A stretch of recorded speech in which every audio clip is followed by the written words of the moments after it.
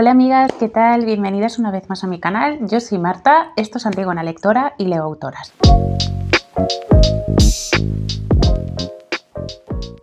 Bueno, llevaba ya muchos días tratando de grabar este vídeo del wrap up mensual de los libritos leídos en enero, pero el tiempo no acompañaba, no tenía buena luz y bueno, parece que ha salido hoy un poquito el sol, así que voy a aprovechar para grabarlo. Veis seguramente por aquí andar y lo escucharéis a mi perrito Elvis, que bueno, pues está aquí conmigo, me hace compañía mientras grabo este vídeo. Y nada, pues tengo aquí mi tablet para ir mirando los libritos que leí durante el mes de enero. Vamos a empezar con el primero de todos.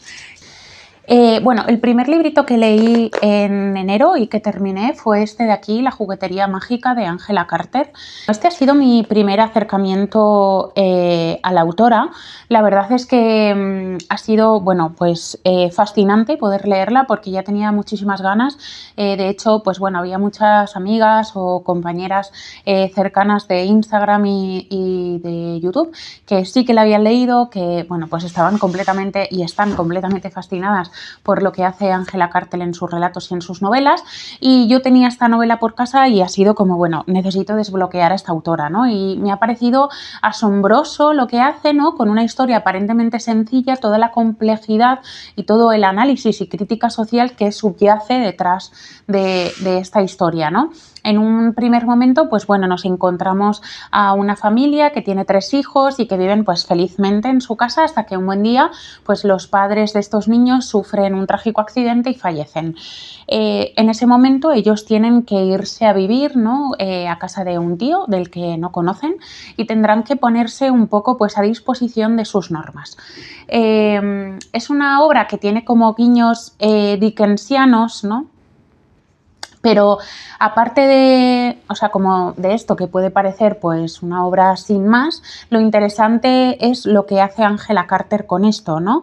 Y es que Angela Carter convierte como esta juguetería mágica en una metáfora, dijéramos, del orden patriarcal. Nos encontramos con un único amo, ¿no? En un espacio cerrado que es el que dispone qué es lo que se hace, qué es lo que se ve, qué es lo que se dice, ¿no? Es él quien maneja absolutamente todos los hilos y también, ¿no?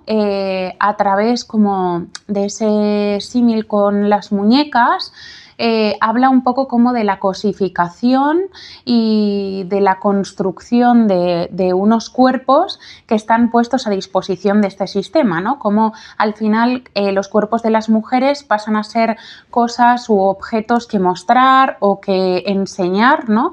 Más que personas humanas detrás.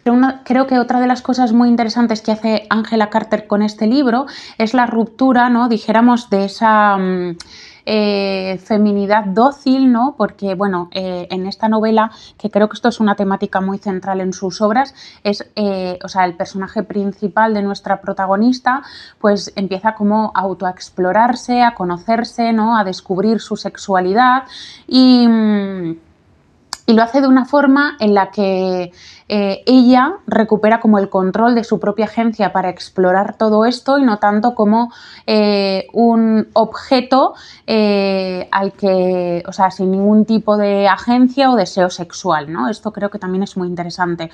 Por otro lado, otra de las cosas que me ha gustado, porque, bueno, es un cuento, o sea, para mí es una novela, ¿no? Pero es un cuento como gótico, bastante oscuro. Y otra de las cosas que me ha gustado es que en este cuento no existe como la figura del masculino salvador, ¿no? Que esto es algo a lo que estamos como muy acostumbradas o sea, de ver en los cuentos tradicionales reescritos por Disney, en la que siempre hay un hombre, ¿no? Que acaba salvando a la princesa, y en este caso no existe esa figura, ¿no? Es como que la protagonista no necesita a nadie para que la salve de la situación, sino que ella misma es capaz y válida para salir del lugar que la tiene encerrada y oprimida, ¿no?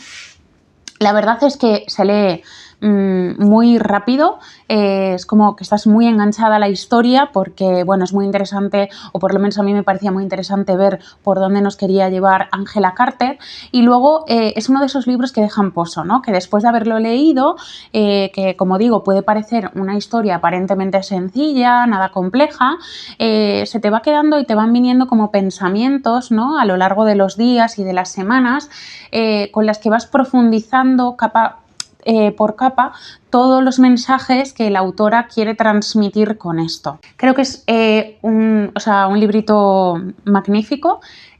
Podría haber estado entre mis favoritos, que bueno, pues se debatió ahí en duelo con el que ha sido mi favorito del mes de enero, pero sin duda creo que es un libro que voy a recordar mucho a lo largo del año. Vale, el siguiente librito que leí en enero no lo tengo aquí porque se lo dejé a una amiga después de lo muchísimo que me gustó. Este sí que ha sido mi favorito del mes de enero y estoy hablando de Las cabras de Pilar Suero, editado por Alta Marea. Hice un pequeño vídeo hablando un poquito, ¿no? Como de lo que a mí me había movido y de lo que me había transmitido este libro. Lo tenéis en los shorts estos de YouTube, que bueno, pues recientemente he estado subiendo algunos durante estas semanas. Y la verdad es que ha sido un libro que me ha fascinado. O sea, me ha gustado muchísimo porque creo que también, creo que a veces no es necesario construir grandes historias o historias como muy complejas y que le den como demasiadas vueltas a todo para hablar de temáticas sociales, ¿no? Que nos atraviesan a todas y a todos en algún momento, y hacerlo de una forma como más cercana, y creo que esto lo consigue muy bien Pilar Asuero, ¿no? En este caso, Pilar nos presenta una protagonista, una mujer chilena que decide pues dejar su país, abandonarlo para venir a un país europeo. En este caso viene a España y más concretamente a la ciudad de Madrid para buscarse la vida como escritora, ¿no? Y a través de esta situación ella empieza pues como a reflexionar, ¿no? Mientras va como construyendo o tratando de construirse un nuevo espacio en una ciudad que no se lo pone nada fácil, ¿no? Una ciudad que prácticamente como que te expulsa, es una ciudad muy hostil, ¿no? Con muchísima precariedad laboral, con muchísima dificultad para la vivienda. Pues como que vas reflexionando acerca, ¿no? De lo que supone dejar atrás tu país, dejar atrás todos esos vínculos, empezar una vida de cero, ¿no? Incluso lo que supone emigrar a un país que habla tu lengua, pero sin embargo tu cotidianidad lingüística es diferente, ¿no? Porque las cosas se nombran y se piensan y se sienten desde otro lugar a través del lenguaje, ¿no? Es un libro bellísimo, súper hermoso, con el que yo me sentí muy identificada, ¿no? Sobre todo por ese tener que dejar pues irte a otro lugar, ¿no? Dejar tu casa atrás. Obviamente mi contexto social no es el mismo que el de la protagonista de Pilar Asuero, pero sí que comparten ciertas similitudes en cuanto a lo que se siente cuando dejas tu casa atrás, ¿no?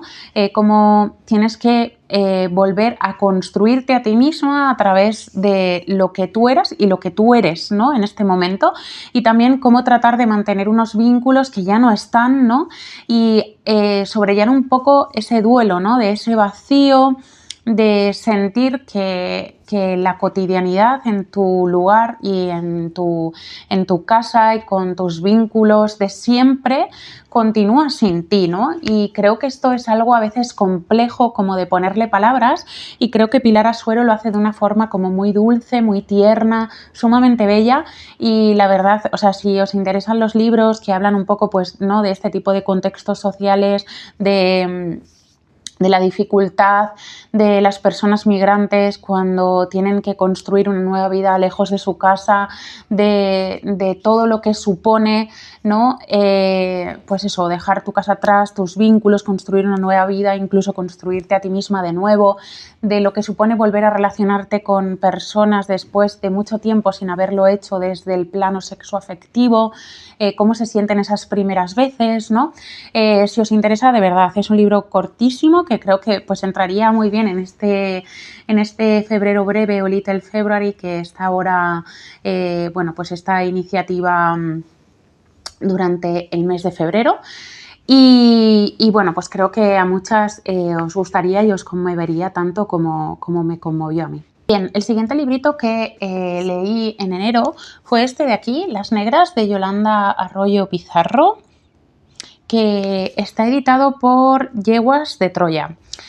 Bueno, es de la editorial Caballo de Troya, pero desde que Gabriela Winer está como al cargo de esta editorial que pertenece, bueno, editorial independiente, ¿no?, que pertenece a Random House, pues lo tituló Las Yegua de Troya, porque bueno, creo que la mayoría de obras que ha publicado durante este año, y creo que este próximo curso, ¿no?, en el que también ella está dijéramos a la cabeza de esta editorial, pues es todo mujeres, ¿no? Y además, bueno, mujeres racializadas en su mayoría, creo que todas. No sé ahora mismo si hay alguna mujer que no lo sea, pero yo juraría que absolutamente todas son mujeres racializadas. Bien, este libro me ha gustado, pero, o sea, me ha parecido interesante, me ha gustado, ¿no? Pero creo que se me ha quedado un poco diluido, igual por las expectativas que yo tenía en torno a él, ¿no? Os cuento un poco por qué. Y es que, bueno, aquí en la premisa, ¿no?, decía que en esta nueva edición ampliada del libro de culto de Yolanda Arroyo Pizarro, las mujeres del pasado se cruzan con las del presente y las del porvenir en una operación político-literario afrofuturista. Ficciones que hacen inventario de estrategias para la supervivencia y invocan la hermandad identitaria y construyen una épica de la transgresión. Ningún autor ha contado el papel de las mujeres en la lucha contra la esclavitud y la colonización en el Caribe como Arroyo Pizarro. Cuando yo leí esa frase, ¿no?, en concreto, pues igual me esperaba que el libro, a pesar de que fuera una ficción, o me hice en mi cabeza la idea, ¿no?, de que sería como igual un libro con un componente más histórico, ¿no? Que no quiere decir que no lo sea, y que obviamente todas estas mujeres que menciona a lo largo del libro, aunque estén ficcionadas, probablemente sean situaciones que ocurrieron de verdad, probablemente no, estoy segura de ello. Pero no sé por qué, pues me imaginé que igual sería más como una ficción histórica al uso, no sé por qué. Bueno, la cuestión es que yo me hice ciertas expectativas en torno a lo que yo me iba a encontrar con este librito, que por cierto, pues también creo que encajaría en el febrero breve, porque tiene, creo que son 140 y poco páginas, así que sí, ya 2 libritos. Bueno, y el de Angela Carter no lo sé, lo voy a revisar también, porque ahora siento curiosidad.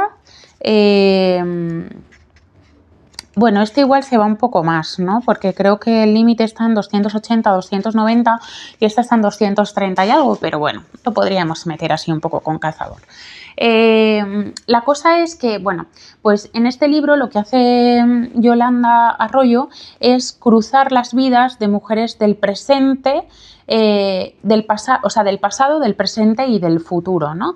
Nos va hablando en cada capítulo de diferentes mujeres que pertenecen a una genealogía común y va desde el pasado, ¿no?, desde los años de la esclavitud, denunciando los abusos y todo lo que supuso para estas mujeres, hacia un futuro en las que ella, dijéramos, como que proyecta e imagina otros escenarios posibles de existencia y resistencia negra más allá de las estructuras coloniales. Entonces, creo que si yo no hubiera tenido las expectativas o la idea que yo me hice en mi cabeza en torno a lo que iba a encontrar en este libro, me hubiera gustado más.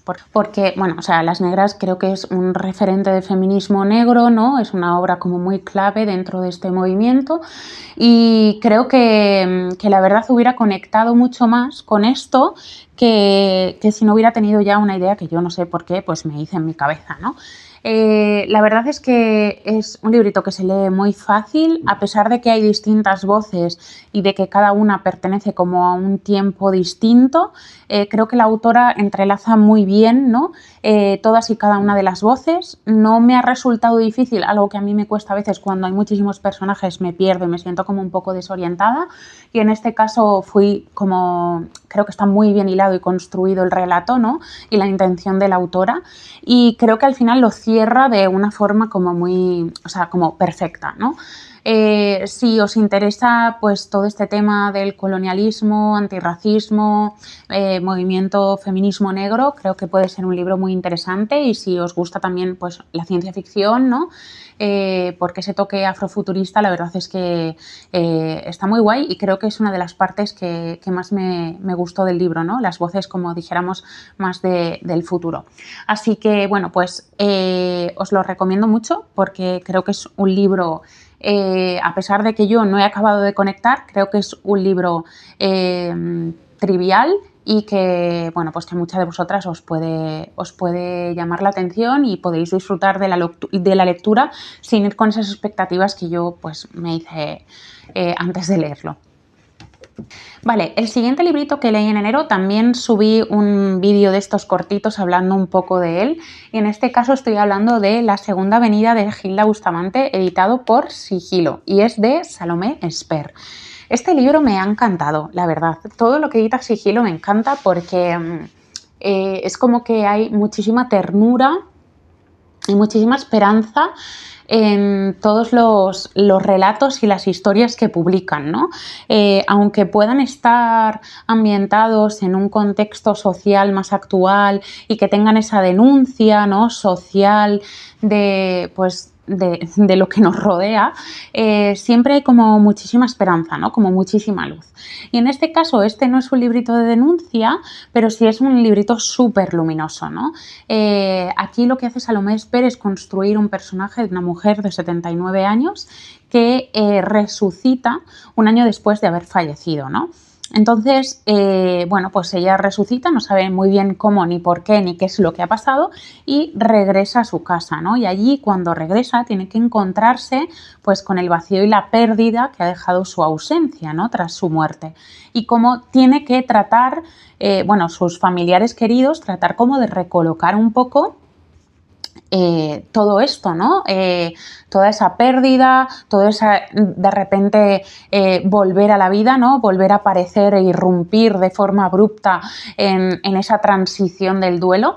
Y creo que es un librito muy bonito que habla de, o sea, en el fondo, ¿no?, habla como de las redes, ¿no?, de las redes afectivas que creamos, de los vínculos, del apoyo frente al dolor, de cómo el estar acompañados nos permite sobrellevar pues las cosas más duras y dolorosas que nos pasan en nuestra cotidianidad, y también un poco de las segundas oportunidades, ¿no? Yo pensaba mucho bueno, pues yo afortunadamente todavía no he tenido como ninguna pérdida muy cercana, ¿no?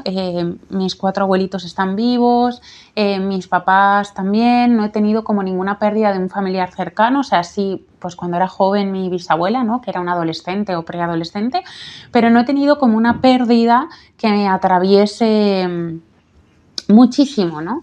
Y reflexionaba en eso, ¿no? En cuántas cosas muchas veces se nos quedan por decir, en cuántas cosas a veces callamos, y en la importancia de decir, ¿no? De decir te quiero a esas personas queridas, de hacerles partícipes cada día de pues de lo importantes que son para nosotras, ¿no? Y de lo mucho que nos aportan en nuestro día a día, y pues lo felices que nos hacen.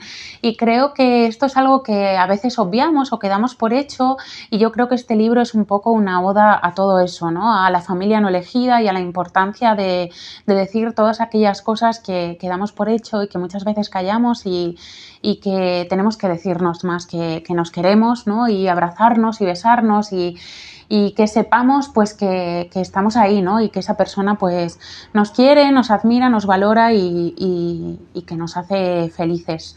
Entonces, bueno, pues la verdad es que también un librito para el febrero breve, La segunda venida de Gilda Bustamante, con muchísimas referencias bíblicas. La verdad, esto me ha encantado.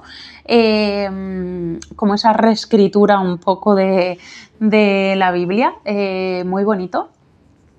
Y bueno, pues maravilloso, de verdad, tierno, luminoso. Creo que es pues esos libros que necesitamos para sobrellevar pues a veces un mundo que nos devasta y que nos arrasa y nos pasa por encima y no nos deja tiempo para casi nada. De verdad, increíble. Yo fan absoluta de Las Devotas, fan absoluta de Gilda, fan absoluta de todos y cada uno de los personajes de esta novela. Bien, el siguiente librito ha sido, bueno, una sorpresa increíble. La verdad es que he tenido muy buenas lecturas este mes de enero y este libro me ha encantado. ¿Por qué me ha encantado? Porque a mí me fascinan los libros con narradores no fiables y sobre todo me fascinan los libros en los que la casa es un protagonista más dentro del relato. Y en este libro he tenido absolutamente todo lo que me gusta. Estoy hablando de La azotea de Fernanda Trías, editado por Tránsito Editorial. Qué maravilla, amigas, o sea, qué maravilla, qué sensación de angustia, qué sensación tan asfixiante, claustrofóbica, oscura, qué sensación de estar completamente desconcertada, de no saber si me puedo fiar de lo que me está contando esta protagonista, si lo que me dice es real, si es inventado, si es un tipo de patología de salud mental, si no, increíble. En este libro nos encontramos una protagonista que vive con su padre y con su hija encerrados en una casa de la que nunca salen. Viven constantemente ahí, no se sabe muy bien el por qué es lo que ha ocurrido, por qué han decidido encerrarse y tampoco se sabe muy bien si lo que ocurre en la cabeza de la protagonista es real, todos esos miedos están fuera o están dentro de su propia cabeza.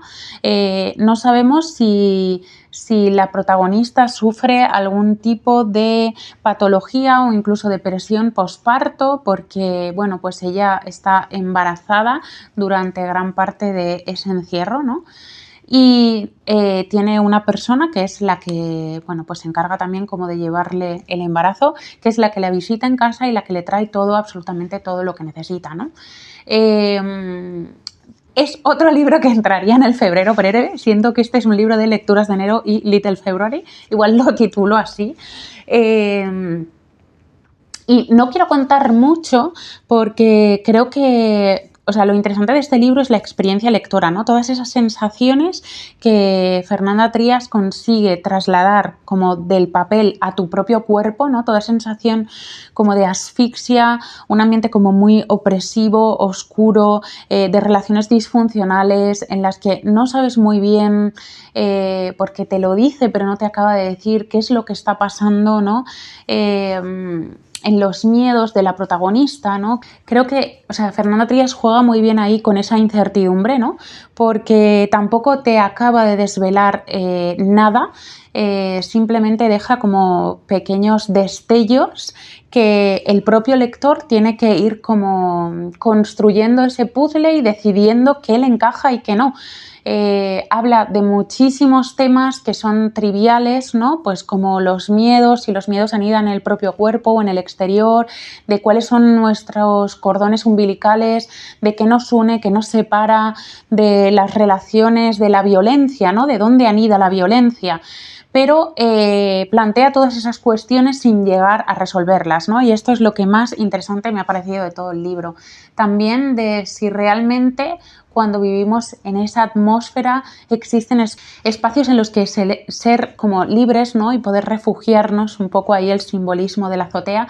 Es un libro con muchísimo simbolismo, muy oscuro, que genera mal cuerpo. A mí me recordaba un poco esas sensaciones corporales y físicas que tengo cuando leo a Mónica Ojeda, que es la autora por excelencia que más me ha revuelto el cuerpo mientras la leía.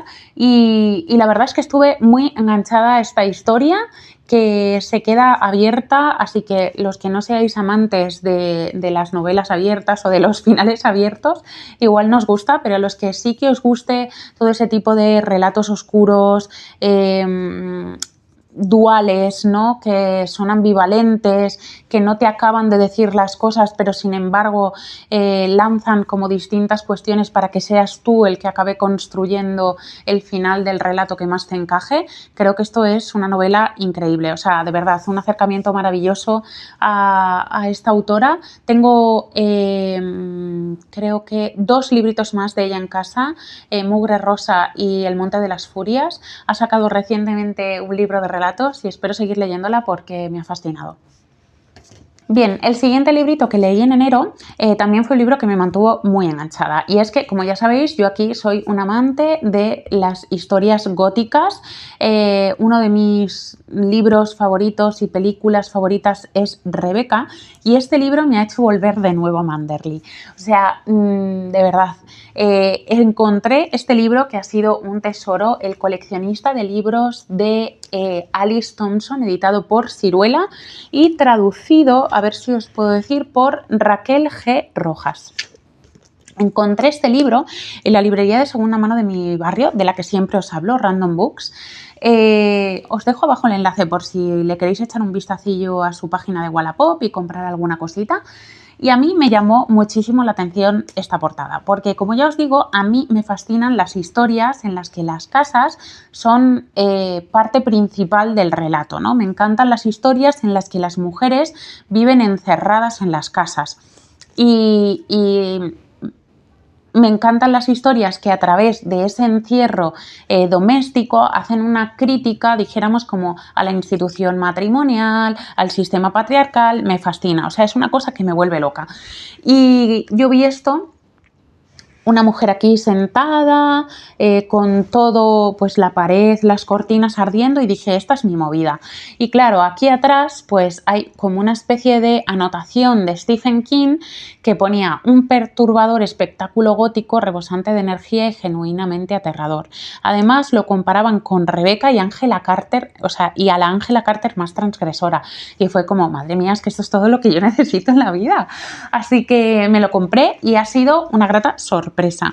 En este libro, Alice Thompson nos presenta una protagonista que recuerda al principio mucho a la historia de Rebeca, ¿no? Que conoce a un señor riquísimo con el que se va a vivir, que su mujer ha fallecido, no se sabe muy bien por qué, en extrañas circunstancias, y la lleva a la casa señorial en la que ella vive, ¿no? Una de las cosas que más me ha gustado este libro y que me ha resonado con el libro que leí de Elaine Showalter, el ensayo de la locura de las mujeres, ahora no recuerdo cómo se llama, dejo la portada por aquí, y también muchísimo, he pensado mucho en Sylvia Plath y en esa campana de cristal. Es la parte en la que, bueno, pues esta mujer tiene un hijo y sufre una depresión posparto y entonces deciden encerrarla en un psiquiátrico, ¿no? Y todas las técnicas que allí se le aplican como para tratar de llevarla de nuevo a la normalidad, a ser la mujer que se espera que sea, ¿no? Entonces, bueno, el marido es un ser bastante sospechoso, un poco un coleccionista que recuerda un poco a Barba Azul, ¿no? A mí pues me ha resonado un poco con ese cuento, y no quiero desvelar mucho más porque, bueno, la verdad es que es un librito que se lee muy fácil. Vamos a ver si también encaja para el febrero breve, que yo creo que sí. Qué fuerte esto. Bueno, estoy alucinada. 202 páginas, así que sí, amigas, también encajaría para el febrero breve. Está muy bien escrito, toda esa ambientación y esa atmósfera gótica con unas descripciones bellísimas que pues es que era inevitable volver a Manderley. Así que nada, un gran descubrimiento. La verdad es que es muy guay entrar en librerías de segunda mano y encontrarse libritos pues que no conoces, de repente pues lo lees, te llama así como un poquito la atención, sigues tu intuición y de repente se convierten, bueno, en unas lecturas fascinantes. Así que os lo recomiendo muchísimo y ya sabéis que pues también encajaría en el febrero breve. Bien, vamos a por el siguiente librito. Voy a consultar aquí en la tablet cuál sería. Que en este caso, bien, Atravesar una gota con una aguja, de Iria Fariñas, editado por Urdimbre Editorial. Quiero leer una cosa muy bonita que hay aquí, que dice Editorial Urdimbre, ¿no? Y pone: cada escritor, cada escritora es un hilo. Al entrelazar varios hilos se obtiene una textura, una forma, un material. La urdimbre es un conjunto de hilos colocados en paralelo y a lo largo del telar para pasar por ellos la trama y formar un tejido. Frente al egoísmo, la disgregación y la homogeneidad, hay hilos que hacen ofrenda de su conmoción particular, que buscan crecer por amor y no por fuerza. Para todas esas personas, la editorial Urdimbre nace con la vocación de tejer, de conectar, de cuidar, de ser juntura. Bueno, yo tengo ya la piel de gallina porque Me parece precioso. Y es que, bueno, aquí en Madrid hay una cosa chulísima que se llama métrica bordada, que las chicas que lo llevan son majísimas, majísimas, y que hacen una cosa muy bonita, y es que entrelazan lecturas de poemarios de autoras con bordado fotográfico. Yo tuve la oportunidad de ir a uno de estos talleres, creo que antes de la Navidad, no sé si fue para principios de diciembre, finales de noviembre, y bueno, pues nunca había ido, siempre había querido ir, ese día me coincidió, mi amiga Miriam, que siempre, bueno, me propone unos planes chulísimos, me dijo que yo iba a ir, así que me animé y fui con ella. Yo no había leído el poemario que ese mes se leía, pero bueno, pues tuve la oportunidad como de escucharlas, de ver qué les había parecido a ellas esos poemas, ¿no?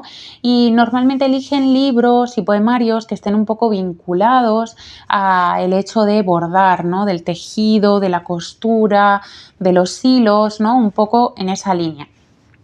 Y luego, pues posteriormente nos entregaban unas fotografías que estaban un poco en sintonía con los poemarios, o sea, con el poemario de la autora, y nosotras teníamos que bordar encima de esa fotografía. Fue una cosa, bueno, una experiencia bellísima. Y justo, bueno, pues hablando con una de las chicas que lleva dijéramos, club de lectura de bordado, Garbiñe, pues Garbi, me dijo, Garbi Galatea en Instagram, si la queréis seguir, os lo dejo también abajo.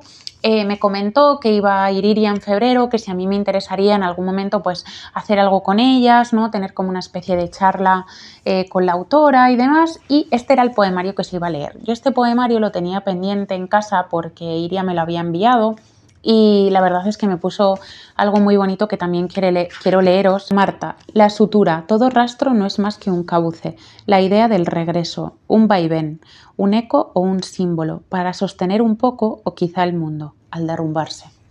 Bueno, precioso. Me lo envió en mayo del año pasado y todavía no había tenido oportunidad de leerlo. De ella había leído La nieve brota en cautiverio, que fue un poemario que me fascinó.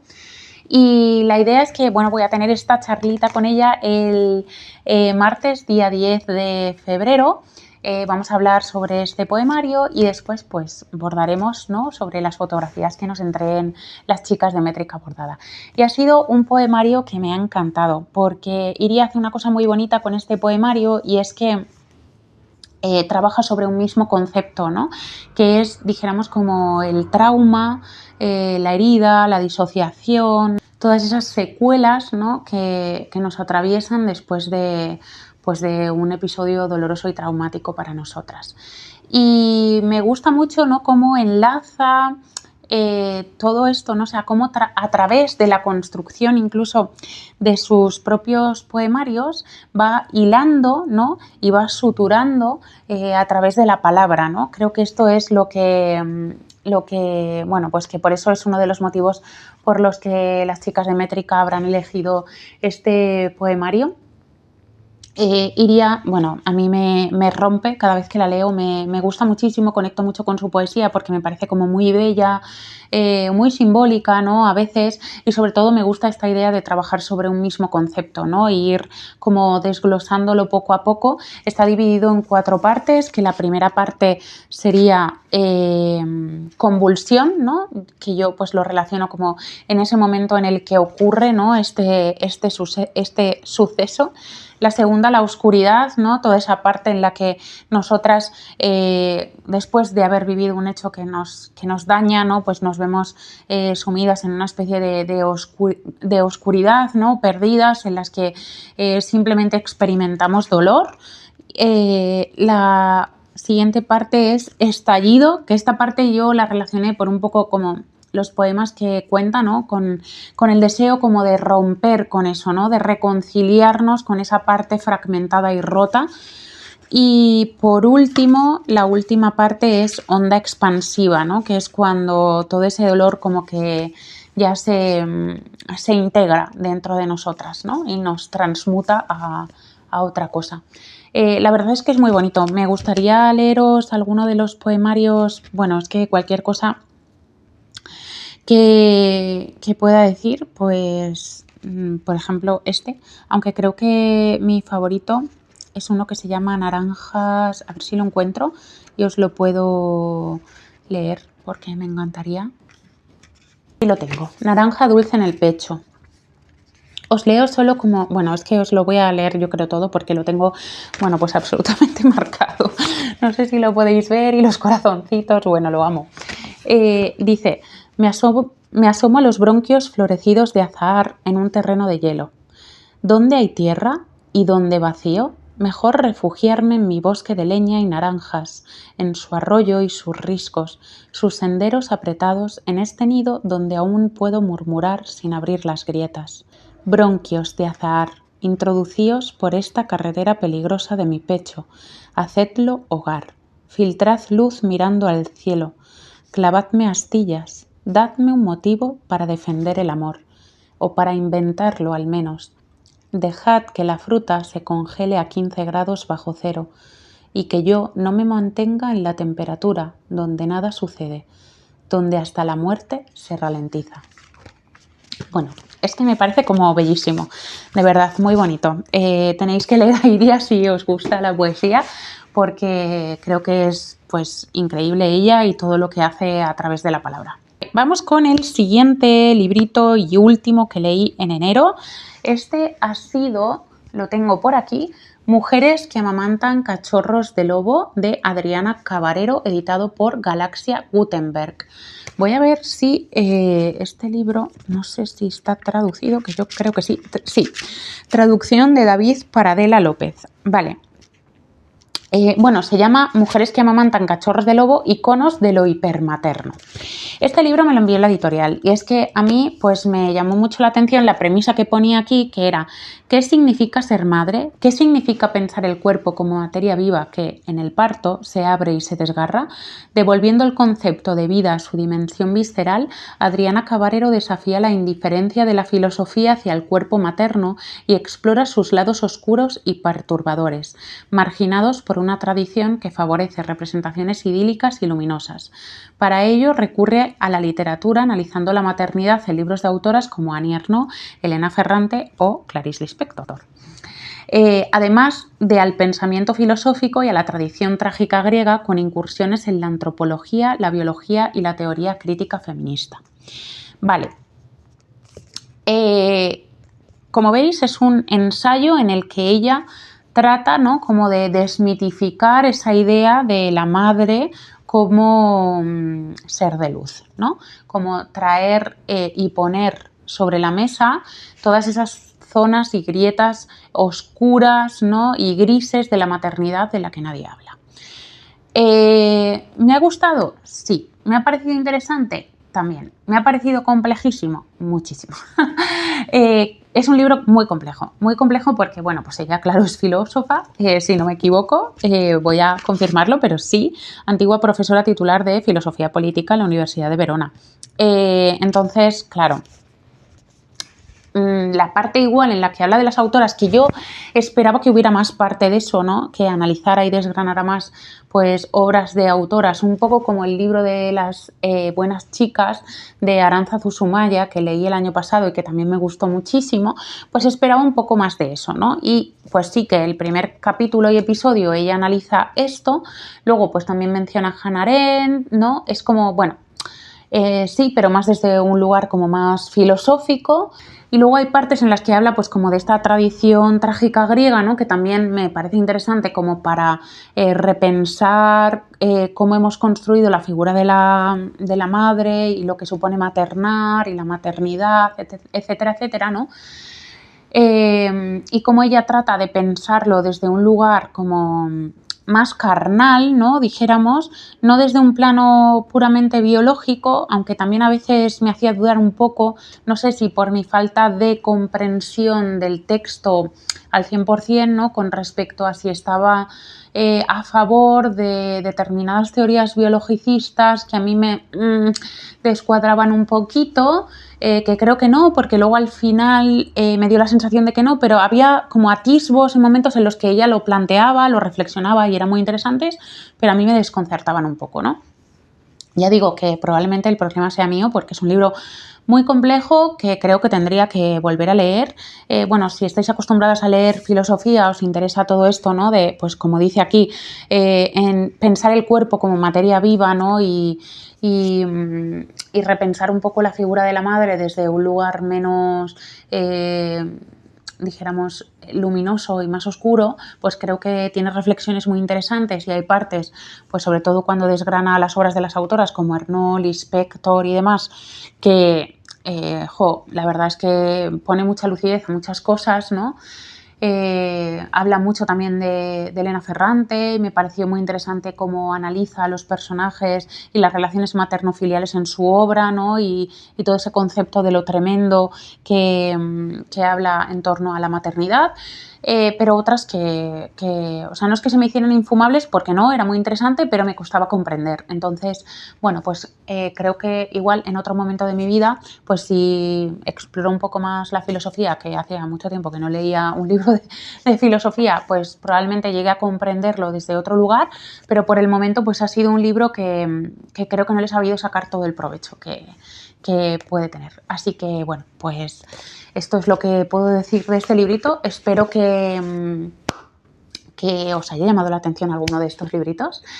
Contadme qué habéis leído vosotras en enero, si os llama la atención alguno de estos libros, si los habéis leído, si coincidimos en alguno que hayamos hecho match en el mes de enero, o pues si habéis leído otros, si queréis contadme qué estáis leyendo. Ya sabéis, como siempre, que abajo tenéis todos los enlaces a mis redes sociales, absolutamente todas, al podcast, al club de lectura, a mi Instagram, etcétera, etcétera, etcétera. Que nada, que recordar darle a la campanita y suscribiros, pues para que YouTube os notifique cuando suba un nuevo vídeo y nos vemos próximamente en el canal. ¡Mua!